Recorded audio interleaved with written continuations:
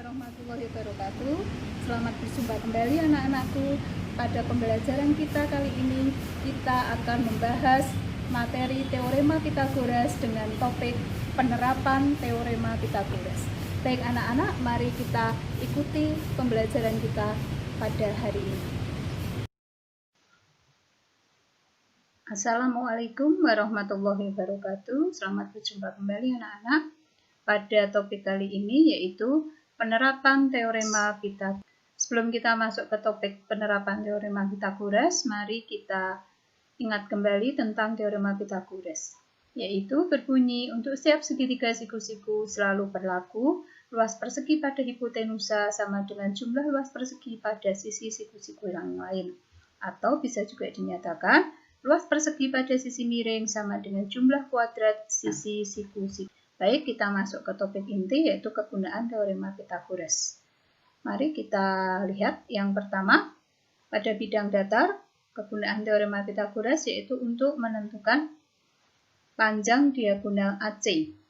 Nah, di situ pada gambar AC kuadrat sama dengan AB kuadrat ditambah BC kuadrat. Untuk menentukan panjang AB, maka AB kuadrat sama dengan AC kuadrat dikurangi BC kuadrat. Untuk menentukan panjang BC sama dengan BC kuadrat sama dengan AC kuadrat dikurangi AB kuadrat. Kegunaan yang kedua yaitu menentukan panjang diagonal ruang pada balok. Untuk menentukan panjang diagonal pada balok yang dinyatakan dengan garis HB, HB kuadrat sama dengan AB kuadrat ditambah AD kuadrat ditambah DH kuadrat. Di mana AB sebagai panjang, AD sebagai lebar, dan DH sebagai tinggi. Maka untuk menentukan panjang diagonal balok bisa ditentukan akar dari panjang kuadrat ditambah lebar tambah tinggi kuadrat. Kegunaan selanjutnya pada kerucut untuk menentukan tinggi kerucut. Tinggi kerucut dinyatakan pada garis CE, maka CE kuadrat sama dengan AC kuadrat dikurangi AE kuadrat. Atau AC kuadrat sama dengan AI kuadrat ditambah E kuadrat.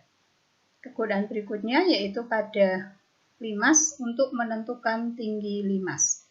Limas E ABCD dengan tinggi EF, maka EF ditentukan dengan menggunakan teorema Pythagoras.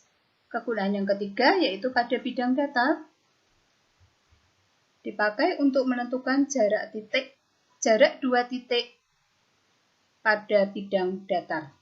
Titik AB dapat ditentukan akar dari X2 dikurangi X1 kuadrat ditambah Y2 dikurangi Y1 kuadrat. Baik, kita masuk ke latihan soal. Soal yang pertama, diketahui sebuah balok ABCDFGH dengan ukuran panjang 12 cm, lebar 9 cm, dan tinggi 8 cm. Tentukan panjang EC. EC adalah ruang balok, maka bisa ditentukan langsung masukkan ke dalam rumus panjang diagonal ruang yaitu akar dari panjang kuadrat ditambah lebar kuadrat ditambah tinggi kuadrat. Perhatikan segitiga EAC. Maka EC kuadrat sama dengan 12 kuadrat ditambah 9 kuadrat ditambah 8 kuadrat. Sama dengan akar dari 289 sama dengan 17. Jadi panjang diagonal ruang EC adalah cm. Lanjut ke soal yang kedua, yaitu untuk menentukan tinggi limas. Limas T ABCD dengan ukuran sisi alas AB 8 cm, BC 6 cm, dan tinggi rusuk tegaknya atau panjang rusuk tegaknya 13 cm. Untuk menentukan tinggi limas T ABCD, perhatikan gambar segitiga ABC, kita tentukan terlebih dahulu panjang AC. Selanjutnya, kita bisa menentukan tinggi limas. TE sama dengan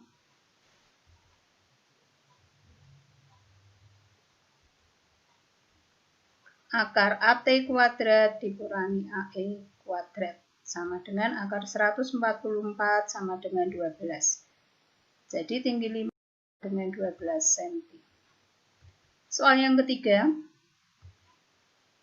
sebuah kapal berlayar ke selatan sejauh 80 km, kemudian ke arah barat sejauh 120 km, dan ke arah utara sejauh 170 km. Hitunglah jarak kapal sekarang dari tempat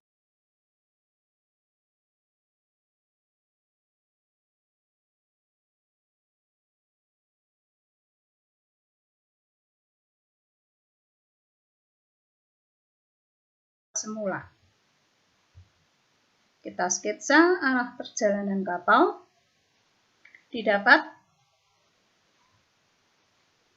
jarak kapal dari tempat semula ke tempat tujuan adalah X atau OU. OU sama dengan OA kuadrat ditambah AU kuadrat. Didapat akar dari 22.500 sama dengan 150. Jadi jarak kapal dari tempat semula sama dengan 100 km. Kita masuk ke soal yang kelima. Diketahui tinggi tiang listrik diukur dari permukaan tanah adalah 6 meter. Sebatang kawat dipancangkan dari puncak tiang listrik ke tanah yang berjarak 4,5 meter dari tiang listrik. Hitunglah panjang kawat.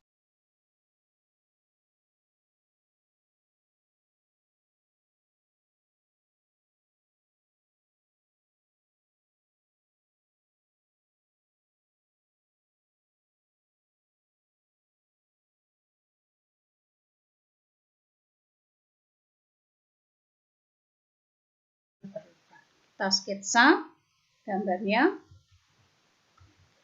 Ditanya panjang kawat pada X meter. Lihat segitiga APT, X meter adalah PT. PT sama dengan akar dari PA kuadrat ditambah AT kuadrat. Sama dengan akar 56,25 sama dengan 7,5. Jadi panjang kawat yang diperlukan sama dengan 7 meter. Lanjut ke soal yang keenam. Perhatikan gambar.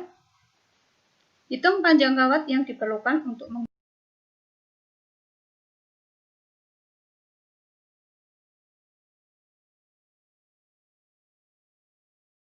tiang. Kita sketsa panjang kawat. Pada gambar di sketsa X meter dan Y meter. Untuk X kita gunakan sisi siku-siku 2 meter dan 3 meter. Didapat akar 13 sama dengan 3,6. Untuk menentukan Y, panjang kawat Y, kita gunakan sisi siku-siku 4 meter dan 3 meter. Didapat Y sama dengan akar 25 sama dengan 5. Jadi panjang kawat sama dengan 5 meter ditambah 3,6 meter sama dengan 86 meter. Demikian anak-anak, sudah kita ikuti pembelajaran kita pada hari ini dengan topik materi penerapan teorema Pythagoras. Mudah-mudahan kalian bisa paham dan untuk selanjutnya harapannya kalian bisa memecahkan masalah yang terkait dengan penerapan teorema Pythagoras. Terima kasih. Wassalamualaikum warahmatullahi wabarakatuh.